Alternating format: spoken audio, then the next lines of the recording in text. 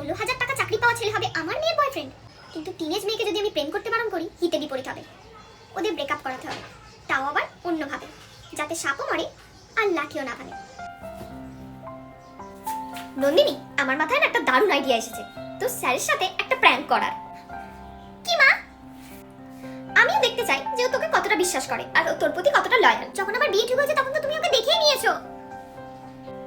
সেটা তো আমি দেখেছি, কিন্তু তখন তো তুইও রাজি ছিলি না, তাই হয়তো ও এতটা কনফিডেন্ট ছিল। কিন্তু এখন আমি একটা টেস্ট করব।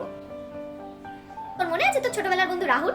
ও এসেছে, ওকে আমি কালকে ইনভাইট করব বাড়িতে। আর আমার মাথায় কিছু প্ল্যানও আছে। তোকে শুধু যেটা করতে হবে, আমি যা যা বলবো তুই তাতে হ্যাঁ বলবি। আমিও কেমন ভাবে দেখাবো যে রাহুলকে তুই ছোটবেলায় পছন্দ করতিস। এবার আমি দেখবো যে ও তোকে ট্রাস্ট করে কিনা। মা, এই কিছুদিন আগে ও এত কষ্ট পেয়েছে, আর আমি ওকে কষ্ট পেতে দিতে পারবো না। না না না না না, আমি কোনো কথা শুনতে চাই না। তোকে এটা আমার জন্য করতেই হবে, নাহলে কিন্তু আমি এই সম্পর্ককে অ্যাপ্রুভাল দেবো না আর বাবাকেও বোঝাবো না।